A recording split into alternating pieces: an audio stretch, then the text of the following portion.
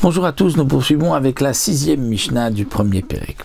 Jusque-là, nous avons vu ce qui était interdit de vendre aux non-juifs, que ce soit juste avant leur jour de fête ou tout au long de l'année lorsque c'est quelque chose qui était utilisé pour leur idolâtrie, pour leur idole, pour offrir, pour faire une offrande.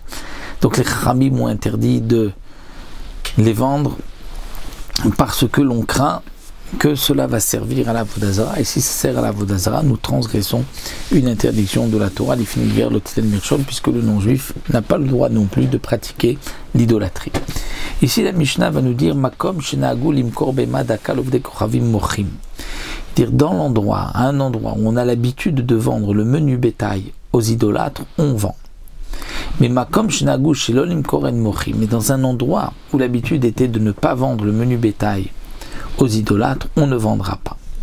Et la Mishnah nous dit Ubechol makom en mochim lahem bema gasa. Mais dans tous les cas, partout, il est interdit de vendre le gros bétail aux non-juifs, à l'idolâtre. Pour quelle raison?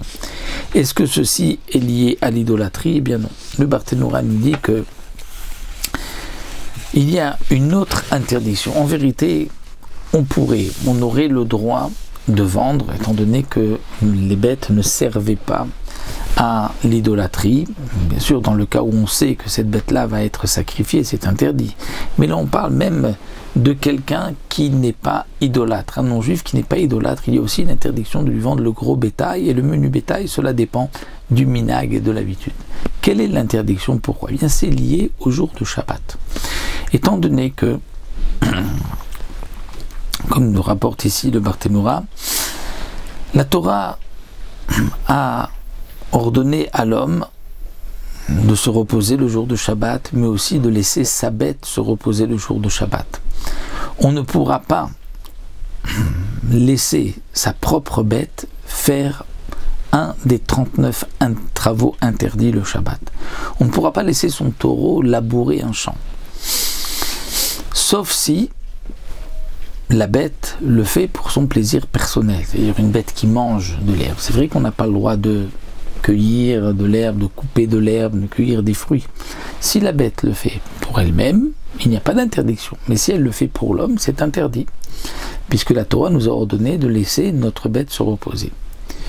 Le gros bétail était généralement utilisé ou pour labourer les champs, donc faire un travail, ou pour la disha, écraser la récolte, ou bien pour porter quelque chose. Et donc les Chachamim ont interdit de vendre une bête à un non-juif.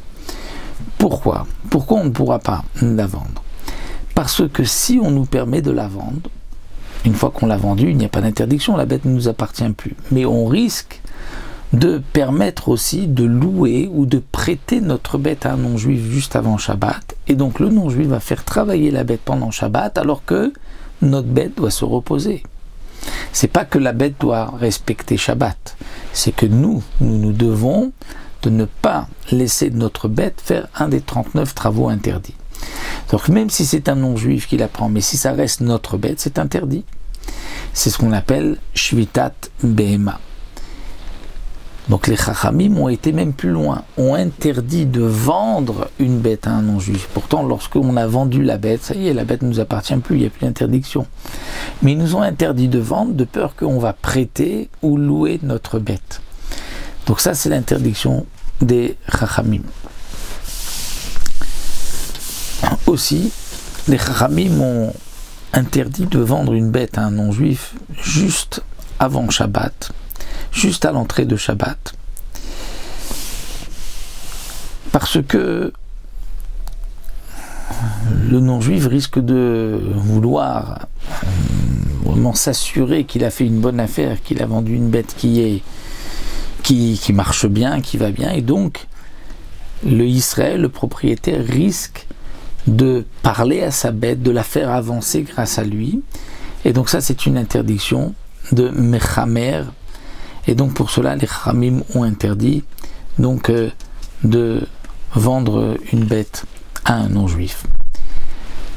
Le gros bétail, la grosse bête, elle est interdite, comme nous l'avons vu, à cause qu'on risque de la louer ou de la prêter. Mais le menu bétail, pourquoi il y a une interdiction? Le menu bétail n'était pas utilisé pour le travail.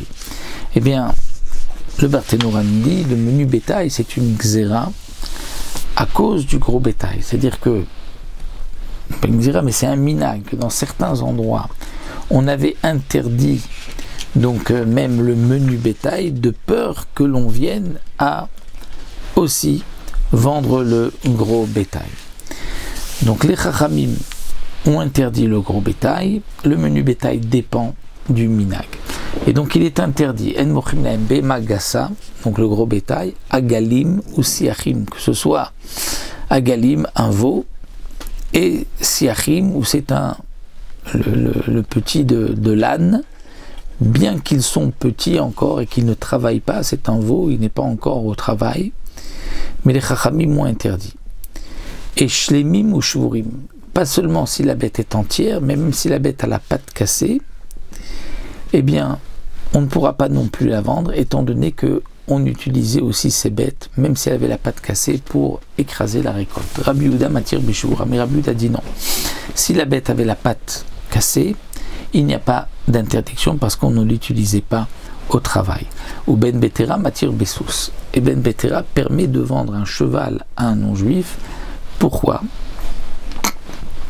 Parce que même si c'est le cheval des chasseurs qu'ils avaient l'habitude de faire porter dessus leur oiseau qu'ils avaient, avec lesquels ils s'aidaient pour chasser, malgré tout, il y a le principe de chai noseh tatzmo, c'est-à-dire que le vivant se porte.